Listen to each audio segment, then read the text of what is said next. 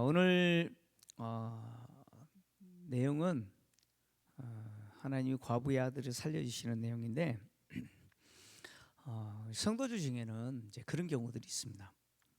하나님께 순종했고 또 믿음으로 살려고 애쓰려고 했는데 전혀 이해할 수 없는 일을 경험하는 경우들이 있지 않습니까? 그죠? 믿음으로 살았고 또 순종했고 그런데 도저히 받아들일 수 없는 그런 절망적인 일들을 겪게 되는 경우들이 있습니다. 오늘 본문의 이 내용, 바로 과부의 아들이 죽었다가 살아난 이 이야기가 바로 그 내용이죠. 하나님은 엘리야를 그리 시내가에서 시돈에 속한 사르밧으로 가라 그러시고 한 과부에게 명령하여 너에게 음식을 공급하게 했다라고 말씀하셨습니다. 그래서 이 과부에게 보내셨고 또 양식을 실제로 또 공급해 주셨습니다. 하나님이 과부에게 명령하여 엘리야에게 양식을 공급해 주셨지만 사실은 또 엘리야를 통해서 과부에게 양식을 공급해 주신 사건이죠. 그죠? 순종했던 엘리야뿐만 아니라 순종했던 과부에게 양식을 공급해 주시고 매일매일 통의 가루와 병의 기름이 없어지지 않고 사라지지 않는 기적을 누리면서 살았습니다. 여기서 핵심이 뭐냐면 순종이죠. 그죠? 순종입니다. 하나님의 말씀에 순종한 두 사람에게 하나님은 양식을 주시고 또 기근이 끝날 때까지 그 생명에 필요한 양식을 공급해 주신 것이죠. 근데 갑자기 과부의 아들, 하나밖에 없는 아들이 병이 들었는데 증세가 좋아지는 것이는커녕 점점 심해지다가 위중하여서 그만 숨이 끊어져 버렸습니다. 죽어버렸습니다. 이 순간 과부의 집은 천국에서 무엇으로 바뀌어 버렸어요? 천국에서 지옥이 되어버린 거죠. 여러분, 과부에게 있어서 하나밖에 없는 이 아들은 전부죠. 이 과부의 생명 아닙니까? 그런데 병이 들었는데 낫기는커녕 점점 더 심해지다가 죽어버린 것이죠. 통의 가루와 병의 기름은 없어지지 않도록 계속해서 채워주시고 공급해 주신 그 하나님은 이 과부의 아들의 죽음의 문제, 이 과부의 아들의 죽음에는 무력한 분이신가, 무력한 신이신가? 죽어가고 있는 병든 이 과부의 아들, 점점 병세가 심해지고 있는 이 아들을 하나님은 전혀 고칠 수 없는 분이셨는가? 아니라면 왜 하나님은 과부에게 이런 절망과 고통을 주셨을까? 하나님이 이를 통해서 엘리야와 과부에게 뭘 원하실까? 과부는 자신의 아들이 죽은 것, 이 죽음이 자기의 죄 때문이라고 생각했죠. 부모는 다 그래요. 그죠? 아이가 갑자기 좀 안 좋은 일을 경험하면 내가 죄 지어서 그런가, 내 죄 때문에 그런가. 부모는 다 그러잖아요. 그죠? 네가 그러지 말라고, 죄 짓지 말라고 했는데 네가 죄 지어서 그렇다고 생각하는 부모는 없을 거예요. 모든 부모는 내 죄 때문이다 라고 생각하죠. 이 과부도 그랬습니다. 자기 죄 때문에 이 아들이 죽었다고 생각하는 거예요. 특히 하나님의 사람인 엘리야가 자기 집에 왔기 때문에 이런 일이 일어났다는 거예요. 그래서 엘리야에게 했던 말이 뭡니까? 당신이 나와 무슨 상관이 있기에 내 죄를 생각나게 하고 또 내 아들을 죽게 했느냐라고 이야기하죠. 당신이 나와 더불어 무슨 상관이 있기에 라고 하는 이 표현은 무슨 뜻이냐면, 내가 당신과 무슨 상관이 있습니까? 상관이 있었어요, 없었어요? 전혀 없었죠. 네. 아무 관계 없어요. 근데 왜 나에게 와서 나로 하여금 이런 일을 겪게 하냐고 지금 엘리야를 원망하고 있는 것이죠. 당신이 왔기 때문에 내 죄가 드러났다는 거예요. 그리고 내 죄 때문에 이 아이가 어떻게 됐다는 거예요? 죽게 됐다라고 지금 이렇게 이야기하는 거죠.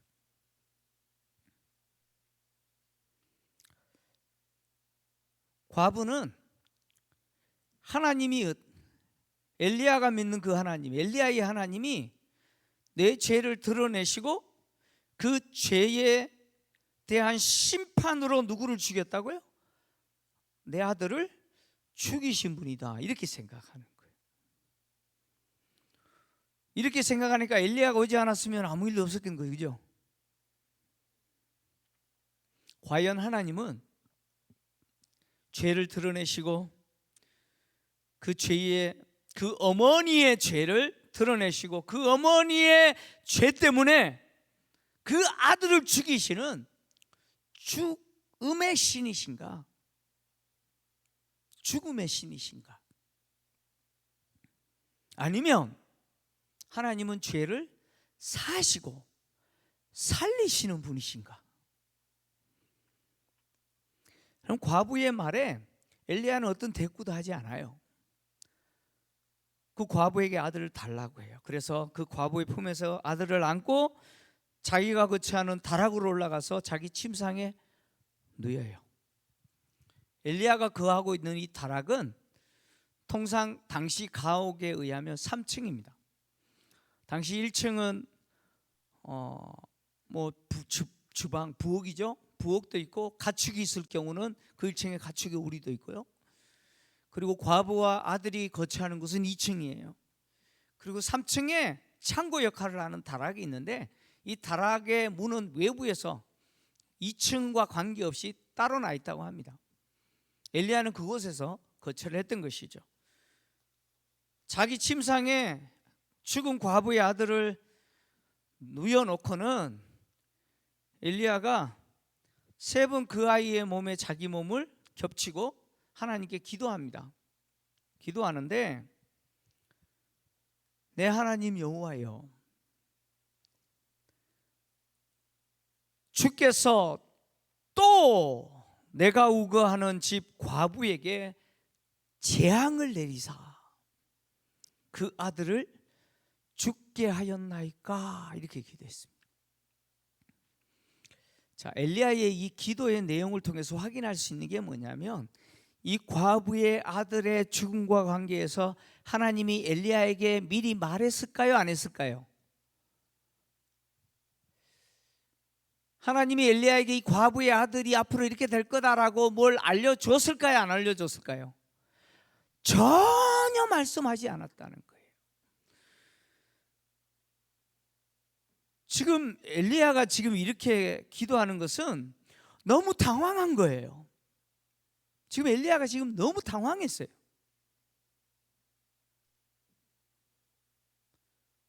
과부의 말대로 과부의 이 아들의 죽음이 하나님이 과부의 죄를 드러내시고 재앙을 내리신 것이냐, 지금 이거 물은 거잖아요, 그죠? 과부의 말대로 하나님이 재앙을 내리셔가지고 이 아들 죽이신 겁니까? 라고 물은 거예요. 특히 엘리야가 이렇게 표현했잖아요. 또라고 표현했죠, 그죠? 내가 우거하는 집 과부에게 재앙을 내렸대요. 그 앞에 또 재앙 내렸다는 거죠. 무슨 재앙을 내렸어요? 비가 내리지 않는 재앙을 내린 거잖아요. 북이스라엘 뿐만 아니라 시돈까지 비가 내리지 않는 그 가뭄의 재앙 내리셨잖아요, 그죠? 바알을 숭배하는 그 땅에 이 재앙 내렸잖아요. 근데 하나님이 또 내가 우거하는 이 집의 과부에게 재앙을 내려서 그 아들을 죽이셨느냐, 이렇게 물어보는 거예요. 이 묻는 것은 엘리야도 너무 당황했고, 그리고 또 더해서 이렇게 엘리야가 말하는 것은 하나님이 나를 이 과부의 집에 보낸 목적은 이 과부에게 재앙을 내리시고 그래서 과부의 아들을 죽게 하시기 위해서 보낸 것이 아니다라고 하는 것을 엘리야는 알고 있기 때문이에요. 이게 무슨 이야기냐면, 지금 엘리야가 겪고 있는 이거, 과부의 아들이 죽어버린 이 사건은 엘리야가 몰랐던 거죠. 그죠? 하나님이 엘리야에게 말씀하시지 않는 것이었어요. 그리고 하나님이 엘리야를 이 과부의 집에 보낸 목적하고 맞지가 않아요. 과부는 당신이 왔기 때문에 우리 아들이 죽었다라고 이야기하잖아요. 당신 때문에 내 죄가 드러나고 그래서 그 죄 때문에 우리 아들이 죽었다라고 이야기하잖아요. 근데 과연 하나님이 나를 보내신 목적이 그것 때문에 보내셨느냐? 엘리야는 그것이 아니라는 거예요. 과부의 아들의 죽음은 하나님의 계획이 아니었다는 거예요. 엘리야가 생각할 때는 그게 아니었다는 거예요. 그래서 엘리야가 어떻게 하느냐? 이 죽은 아이에게 3번 자기의 몸을 겹치고 하나님께 이 아이의 혼으로 하여금 다시 돌아오게 해주세요라고 기도하는 것이죠. 그 아이의 몸에 3번 겹치는 것과 관련해서 뭐 다양한 해석이 있어요. 그건 몰라요, 왜 그렇게 했는지. 당시에 치료하는 행위라고 말하는 사람도 있고, 어떤 분은 그래요. 내 호흡을 주어서라도 이 아이들 좀 살려주십시오라고 하는 그런 정말 애절하고 간절한 마음에서 그렇게 했다라고 말하는 분도 있어요. 몰라요. 굳이 그거는 관심 안 둬도 돼요. 중요한 거는 뭐냐면 엘리야가 이 아이의 혼으로 하여금 돌아오게 해달라고 그렇게 기도한 거죠. 그랬더니 하나님이 누구 기도 들으셔요? 엘리야의 기도를 들으셨어요. 그리고 그 아이의 혼으로 하여금 그 아이의 몸에 다시 돌아오게 하셨다는 것이죠. 살아난 아이를 안고 그 어미에게 주면서 엘리야가 이렇게 이야기하죠. 보라, 내 아들이 살았느니라.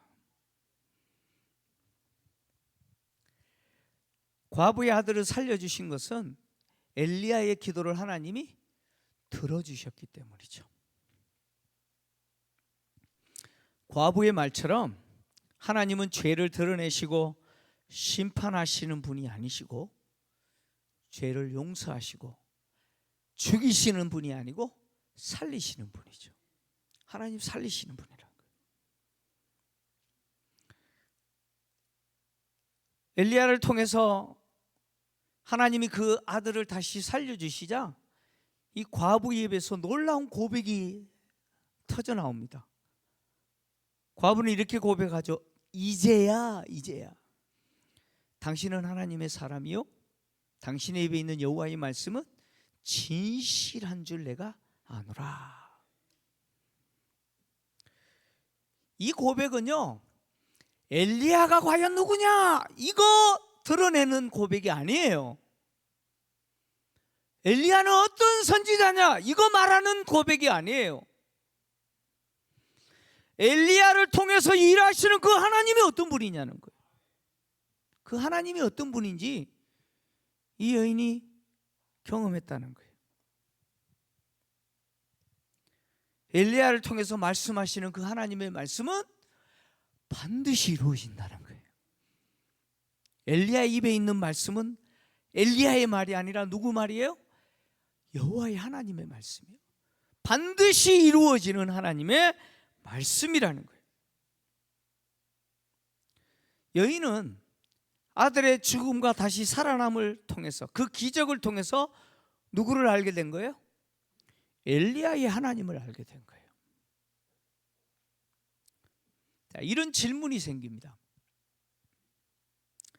엘리야가 과부의 집으로 오지 않았다면 이 아들은 죽었을까요? 안 죽었을까요? 또 안 죽었다는 사람 속으로 생각하는 분도 있을 것 같아요. 몰라요, 그죠? 네. 성경이 말하지 않기 때문에 모릅니다. 만약 엘리야와 상관없이 이 과부의 아들이 죽을 운명이었다면 하나님은 엘리야를 보내셔서 이 아들을 어떻게 하신 거예요? 살려주신 거죠. 그죠? 하나님 살려주신 거예요. 다시 말하면 하나님께 순종하는 자에게 베풀어 주시는 생명의 은혜죠.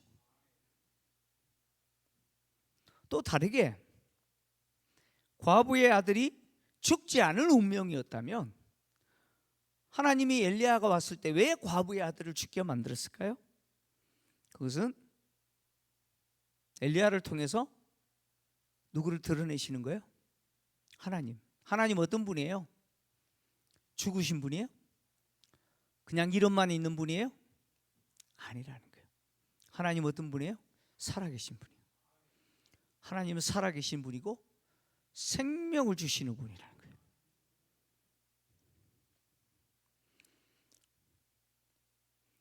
매일 통에 가루가 떨어지지 않고 병에 기름이 사라지지 않는 기적을 경험했지만 그 기적하고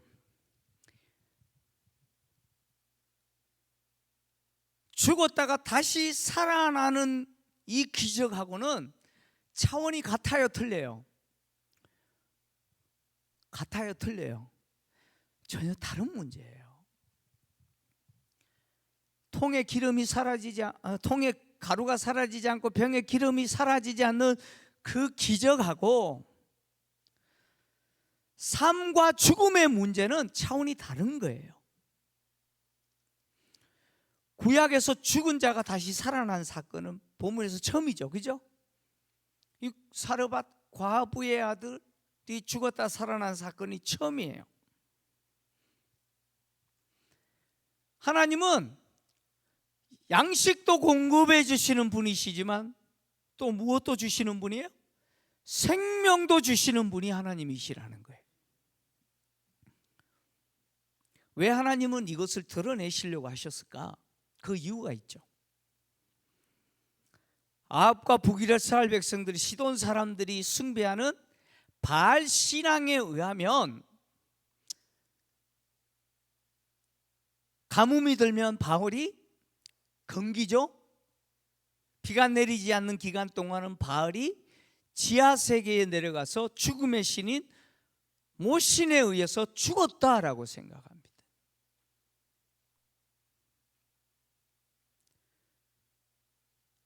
그것이 그들의 믿음이었어요.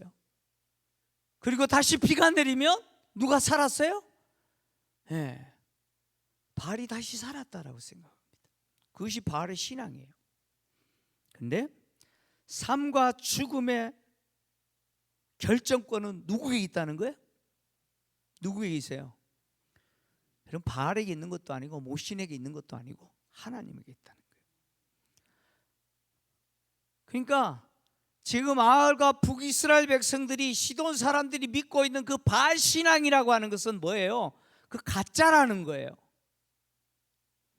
실제로 우리의 생명을 주관하시는 분은 누구시냐? 하나님이시라고 이야기하는 거예요. 우리에게 필요한 양식을 공급해 주시는 분도 하나님이시요, 우리의 생명을 지켜주시는 분도 하나님이시라는 거예요. 그래서 이 사실을 누가 안 거예요? 누가 알았어요? 이 과부가 알은 거예요. 태어나면서부터 계속해서 바알 신앙에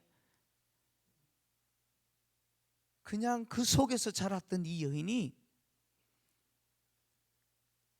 양식을 공급해 주시는 분도 하나님이시고 생명을 주시는 분도 하나님이시라는 사실을 이렇게 고백한 거예요. 근데 이 이방 여자 사르밧 과부의 고백은 사실 누가 해야 되는 고백이에요? 누가 해야 되는 고백이에요? 이스라엘 백성들이 해야 되는 고백 아닌가요? 이스라엘 백성들이 고백을 해야 되는데 정작 이방 여자가 이 고백을 하고 있다는 것이죠.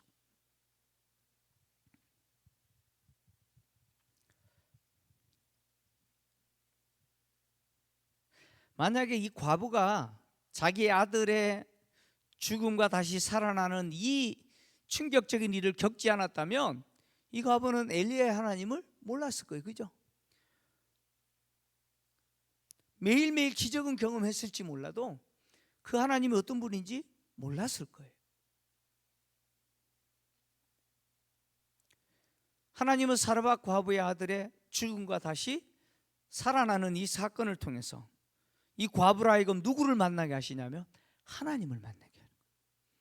진짜 살아계신 하나님을 만나게 하는 거예요.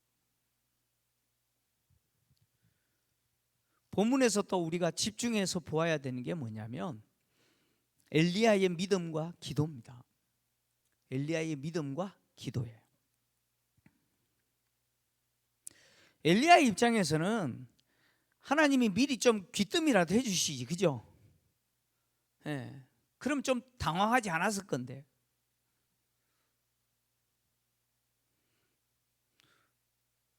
생각도 하지 않았는데 과부 아들이 죽었어요.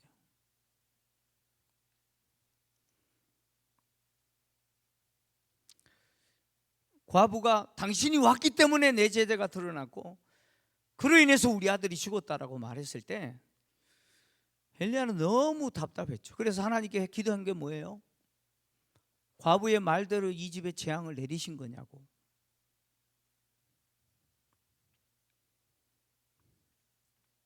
자, 엘리야가 이 과부 집에 온 것은 누가 가라고 한 거예요? 엘리야가 찾아온 거예요? 막 검색해 가지고 찾아왔어요? 하나님이 가라 그래서 온 거예요. 그죠? 가라 그래서 왔고 또 말씀대로 순종했더니 기근이 끝날 때까지 통의 가루와 병의 기름이 떨어지지 않는 기적을 누렸어요. 지금 이 엘리야가 하나님께 기도할 때 내가 우거하는 집이라고 표현했잖아요. 이게 무슨 의미냐면 하나님이 가라고 해서 내가 왔잖아요. 하나님이 가라고 해서 왔는 이 집에 하나님이 재앙을 내리신 겁니까? 라고 물은 거죠.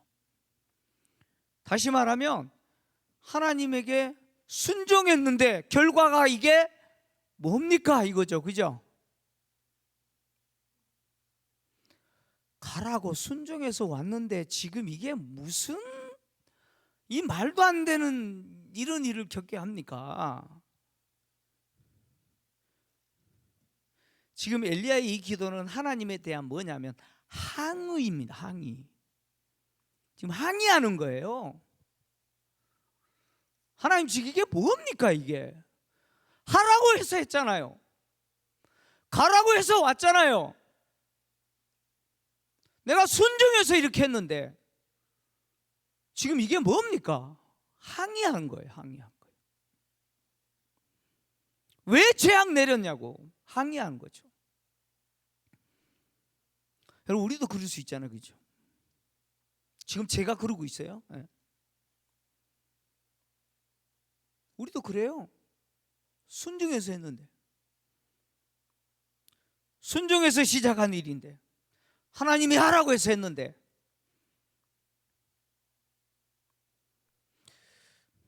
마가복음 4장 35절부터 보면 예수님이 제자들에게 바다 건너편으로 가자 그래요. 그래서 제자들이 예수님 모시고 배로 바다 건너편으로 가요. 가는 중에 뭘 만나요? 풍랑을 만나죠. 그 와중에서도 예수님 뭐 하고 계세요? 배 뒤에서 후미죠. 고물이라 그래요. 후미에서 그냥 대자로 누워서 코 골고 하고 주무시고 계시는 거예요. 지금 배에는 물이 가득 차서 가라앉게 생겼는데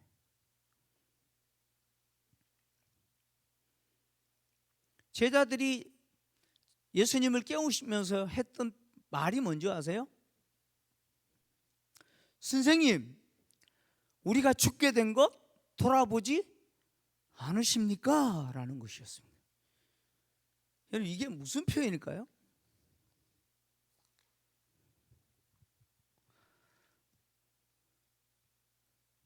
선생님이 가자 그랬잖아요. 선생님이 가자 그래서 왔는데 지금 풍랑을 만나서 죽게 됐는데 지금 뭐하고 계십니까? 지금 이거 아닌가요? 원망 아닌가요? 저는 원망의 마음도 가득하다고 생각합니다. 가자 그래서 왔잖아요. 제자들이 뭐 선생님 가야 됩니다 해서 온 게 아니잖아요. 예수님이 가자 그래서 온 거예요. 그냥 순종한 것밖에 없어요, 제자들은. 근데 이게 지금 죽게 됐는데 지금 뭐하고 계시냐고. 순종해서 시작했는데 만난 환경이 나를 죽일 것 같고, 실제로 뭐예요? 죽게 될 상황을 만난 거죠. 자, 물어볼게요. 예수님이 이거 몰라서 제자들에게 가자 그랬을까요? 여러분, 그렇지는 않을 거예요, 그죠? 예수님의 계획이 있으셨겠죠. 엘리야는 몰랐어요, 그죠? 그래서 하나님께 항의한 거예요. 근데 누구는 알고 계세요? 하나님은 알고 계시겠죠. 엘리야는 몰라도 누구는 알고 있어요? 하나님 알고 계시죠. 그래서 엘리야를 통해서 뭘 증명할 기회를 제공합니까? 누가 살아계심을?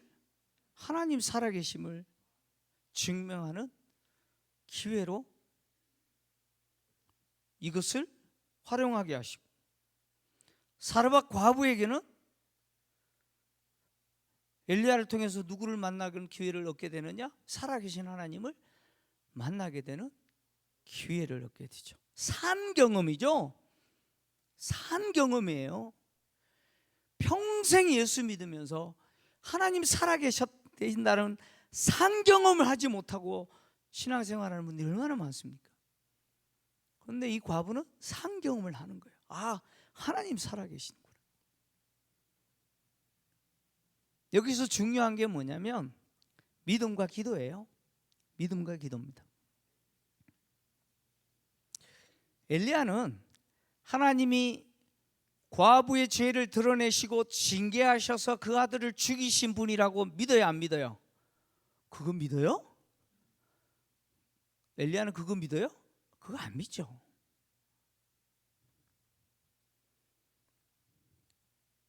하나님은 그런 분이 아니심을 엘리야는 믿는 거예요. 그리고 엘리야는 또 무슨 믿음이 있느냐? 이 과부의 아들을 하나님이 다시 살려주신다는 무슨 믿음이 있어요? 살려주신다는 믿음이 있는 거예요. 그래서 간절하게 하나님께 뭐 한 거예요? 기도한 거예요. 엘리야가 기도할 때 하나님이 살려주실 수도 있고 아니실 수도 있고 뭐 그렇게 기도했을까요? 뭐 아니면 말고. 아닙니다.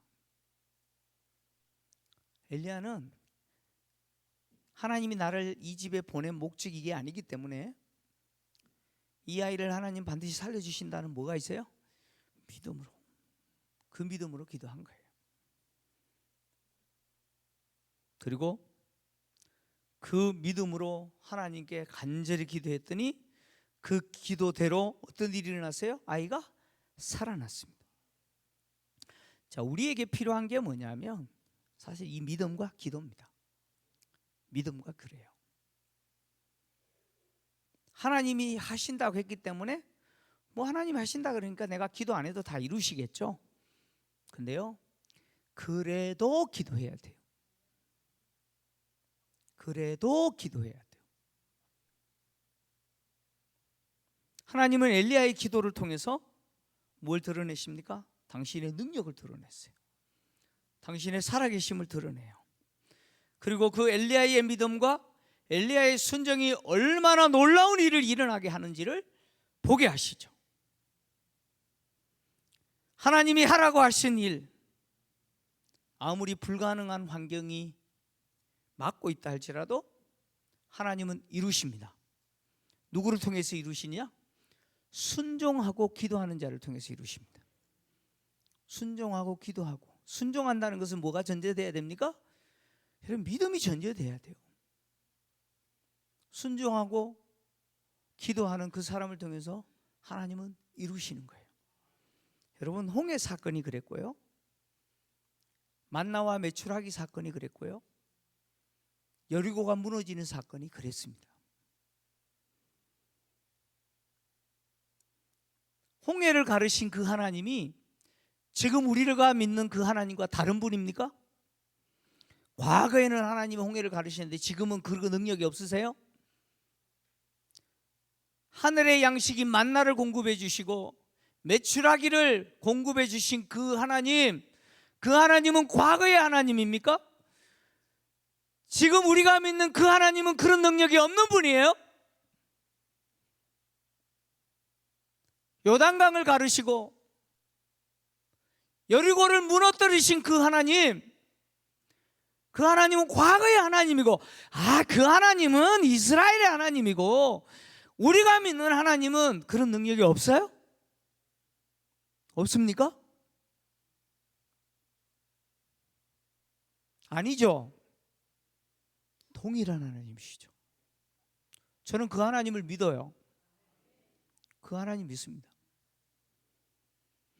하나님이 지금도요, 순종하고 기도하는 사람을 통해서 일하십니다. 일하세요. 여러분, 원망하고 불평하고 불신앙 쏟아놓는 사람들을 통해서 하나님은 절대 일 안 하십니다. 그 사람들은요, 하나님이 망신 주세요. 수치당하게 하십니다. 성경을 보세요. 정확하게. 하나님은 믿음으로 반응하고, 그리고 하나님이 이루실 것을 믿고 기도하는 그 사람을 통해서 하나님이 일하시는 거예요. 그 사람을 통해서 하나님은 당신의 살아계심을 드러내시고, 우리 눈에 보이지 않는 그 하나님, 그 하나님의 그 전능하심을 드러내십니다. 우리에게 필요한 것이 이 믿음과 또 이 믿음이 근거한 기도입니다. 기도예요. 오늘 이 밤에 우리가 이렇게 기도하시는 우리 성도님들 되시기를 주의 이름으로 축원합니다.